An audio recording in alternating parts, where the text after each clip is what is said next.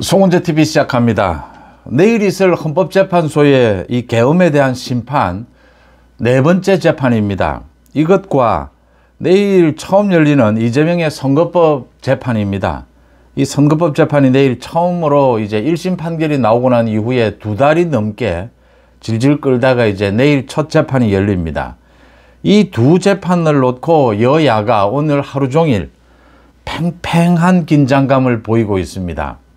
재판에 시간이 얼마나 걸릴 것이냐, 이 판결이 언제 나오게 될 것이냐, 이 두 가지 재판에 이 내용이 어떻게 나올 것이냐에 따라서 앞으로 전국이 크게 변할 수밖에 없기 때문입니다.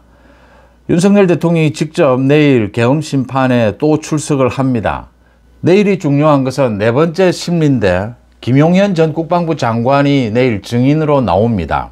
윤 대통령과 김용현 전 국방부 장관 이 재판정에서 만나는 셈입니다. 처음으로 이제 그 사이에 뭐 가림막을 둔다라고 하는 것인데 윤 대통령이 직접 김용현에게 이 질문을 할 수도 있습니다.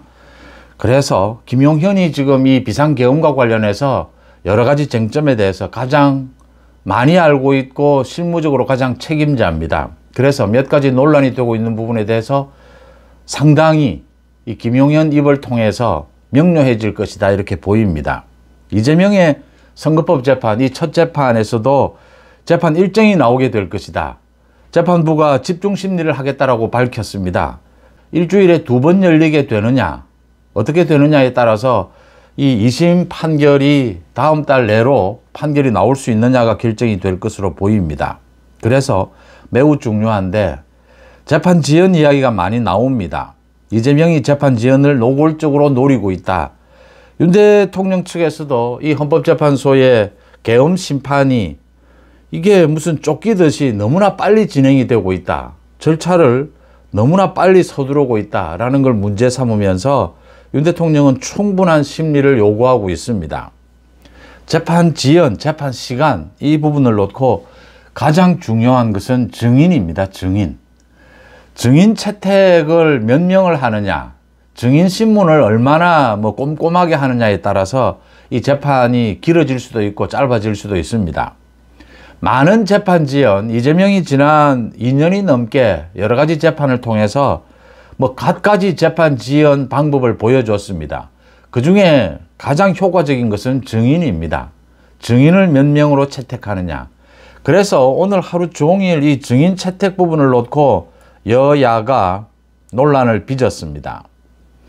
이재명은 이 자신의 선거법 재판 이걸 놓고 2심에서 증인을 최소한 7명 이상을 채택했다. 1심에서 이재명의 이 선거법 재판 2년 이상을 끌면서 증인이 50명 나왔습니다. 50명 가까이 증인이 나와서 이 재판을 질질 끌은 것입니다. 지난 2년 동안. 그래서 충분하게 심리가 되었는데 또 이렇게 이재명이 증인 신청을 통해서 재판 지연을 하려고 한다. 마찬가지로 헌법재판소의 이 심리를 놓고 윤 대통령 측에서는 증인을 24명을 요청을 했습니다.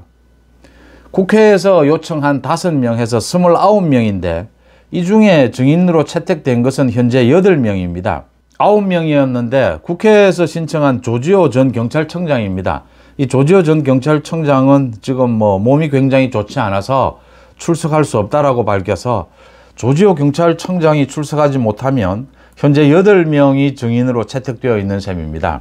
그런데 이 8명으로 되겠느냐라는 부분입니다. 먼저 이재명의 선거법 위반 재판입니다. 여기에 대해서 주진우 국민의힘의 법률자문위원장입니다. 주진우 의원이 밝혔습니다. 현재 항소심 재판부에 7건의 증인 신청서가 제출이 되어 있다. 그래서 최소한 7명 이상이 지금 증인으로 채택이 되어 있다. 이건 이재명이 재판 지연을 노리는 것이다. 그래서 지금 법정 시한이 이재명의 선거법 위반 다음 달 15일입니다. 2월 15일까지 끝이 나야 합니다. 그래야 2심 판결을 3개월 안에 끝내라라고 하는 법 규정에도 맞고 지금 현재 조희대 대법원장이 강조하고 있는 이 선거법 재판은 빨리 진행해야 된다. 그 규정에도 맞다라고 하는 것입니다. 1심에서 2년 이상을 질질 끌면서 증인 50명을 동원을 해서 재판 지연을 했는데 2심에서도 또 이렇게 7명 이상의 증인을 채택할 필요가 있느냐. 1심 증인과 겹칠 필요는 없습니다. 이화영이 이 대북송금 2심 재판, 항소심 재판을 하면서도 또 많은 증인을 채택을 했습니다. 그래서 이 대북송금 2심 항소심 재판부에서는 증인 채택을 받아들이지 않았습니다. 1심에서 채택된 증인에 대해서는 다시 2심에서 다시 신문할 필요가 없다. 이렇게 되어야 한다라고 하는 것입니다. 지금 이재명이 1심에서 그렇게 많은 증인을 통해서 2년 이상 질질 재판을 끌었는데 또 이렇게 많은 증인들을 채택하려고 하고 있다. 또 항소심 재판부에서 내일 재판 일정을 짜게 될 겁니다. 집중 심리를 하겠다라고 했는데 이재명에 대해서 최소한 일주일에 이틀 이상 재판을 열 수 있느냐. 그래야 다음 달 안으로는 최소한 이 선거법 위반에 대한 2심 선고가 내려질 것이다 라고 하는 점입니다. 이재명이 다음 달 안으로 2심 선거법 위반, 이 1심에서 1년 징역형 2년 집행유예입니다. 유죄 선고를 받게 되면 이재명 민주당은 버티지 못할 것이다 라는 부분입니다. 윤 대통령이 직접 출석을 하는 헌법재판소 이 증인 채택 부분입니다. 현재 29명이 신청이 되어 있는데 8명만 채택이 되었다. 증인 채택에 있어서 이렇게 기울어져 있다. 다음 달 13일까지 8차 변론까지 일정이 모두 잡혀 있습니다.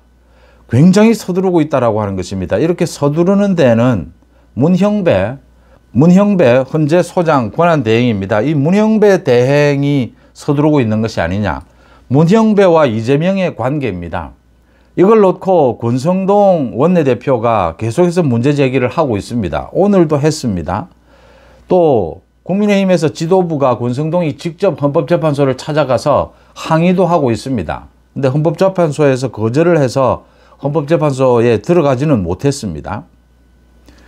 권성동은 이재명과 동문입니다. 이재명과 함께 학교를 다니면서 공부도 같이 했다.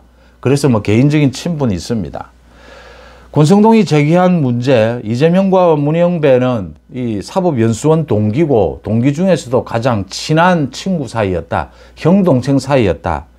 그러니까 지금 민주당에서 이재명의 측근 중에 측근으로 꼽히는 정성호입니다.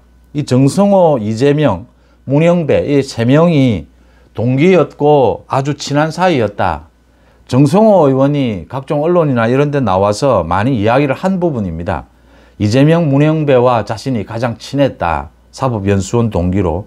그 이후에도 계속 친했다. 문형배가 이재명 재판에 대해서, 재판 결과에 대해서 불만을 토로했다, 주변에.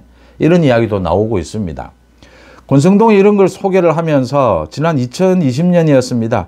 이재명이 모친상을 당했을 때 문형배가 문상을 갖다 조문을 했다. 그 부분에 대해서 지금 헌법재판소가 조문을 한 적이 없다라고 부인을 해서 이게 사실은 아니다. 그렇지만 정성호의 말에 의하면, 정성호가 여러 번 이야기한 것에 따르면 이재명과 문형배가 굉장히 친했고 이 친분 관계를 최근까지 계속 유지해 왔다라고 하는 것입니다.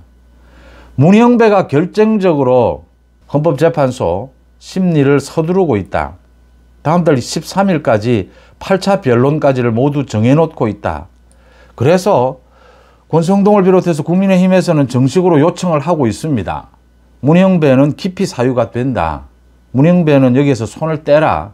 윤 대통령의 이 심리에 대해서는 손을 떼라라고 이야기하고 있습니다.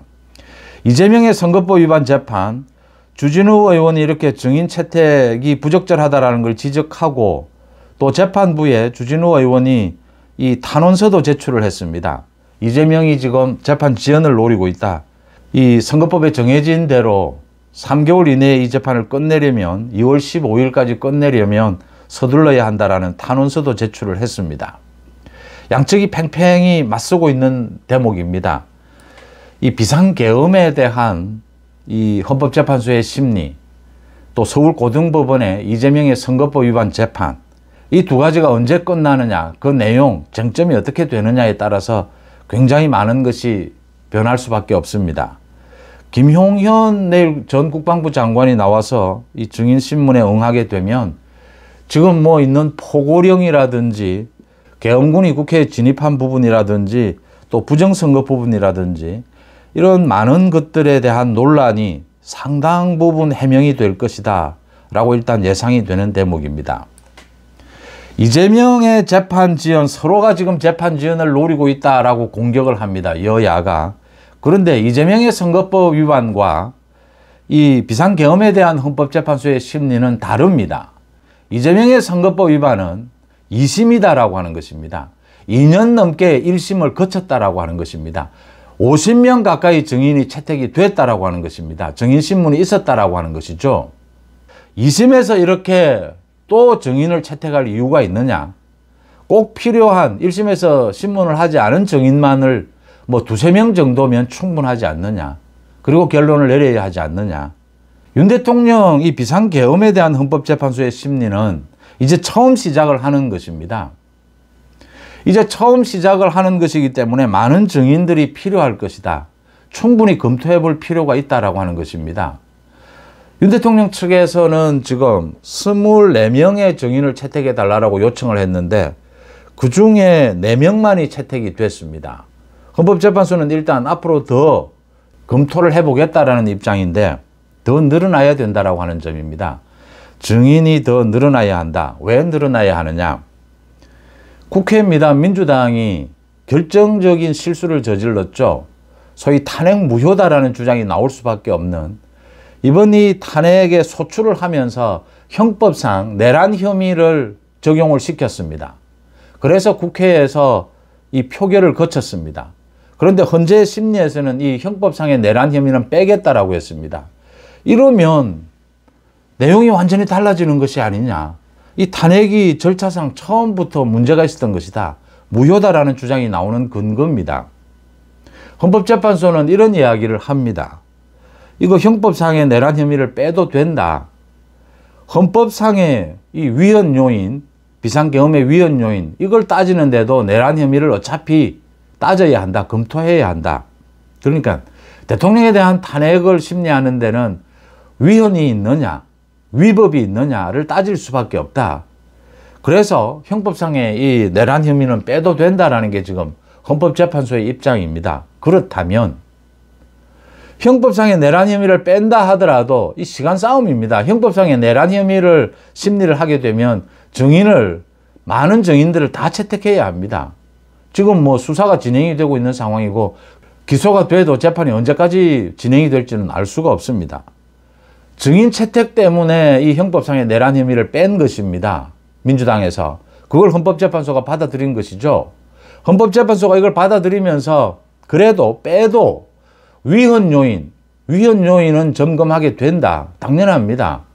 대통령에 대해서 탄핵 심리를 할 때 위헌, 위법 요인이 있느냐, 그것도 중대한 요인이 있느냐, 그게 있다라는 게 인정이 돼야 이제 파면 여부를 결정할 수가 있는 것입니다.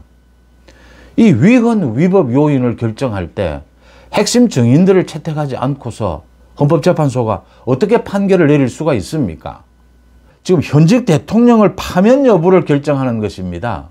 이걸 서두른다라고 하는 것은 굉장히 부적절하다. 그래서 지금 문영배를 비롯해서 이 헌법재판소의 태도에 많은 국민들의 의혹이 쏠리고 있는 상황인 것입니다. 과거 전례와 자꾸 비교를 합니다. 그러니까 노무현 전 대통령은 2개월이 걸렸다. 박근혜 전 대통령은 3개월이 걸렸다. 그 전례도 뭐 참고가 되지 않을 수는 없겠지만 그 전례에 꼭 얽매일 필요는 없다라고 하는 것입니다. 박근혜 전 대통령이 3개월 걸렸으니까 윤석열 대통령도 3개월, 2개월 만에 끝낸다. 이런 식이 되어서는 안 된다라고 하는 점입니다. 형법상의 내란 혐의 그 부분, 내란죄 부분을 뺐다라고 하더라도 위헌 요인이 있느냐, 위법 요인이 있느냐, 중대한, 그게 밝혀지지 않으면 현직 대통령에 대한 파면 여부를 결정할 수가 없습니다. 결정을 한다 하더라도 국민들이 승복할 수가 없습니다. 승복하지 않습니다. 그래서 지금 헌법재판소가 좀 한쪽으로 치우쳐 있다. 의혹의 눈길이 계속 커지고 있는 상황입니다. 그 중심에 문영배가 있다라고 하는 점입니다. 내일은 이 두 가지 재판, 굉장히 중요한 두 가지 재판이 열립니다. 헌법재판소의 이 계엄에 대한 심리는 오후 2시 반입니다.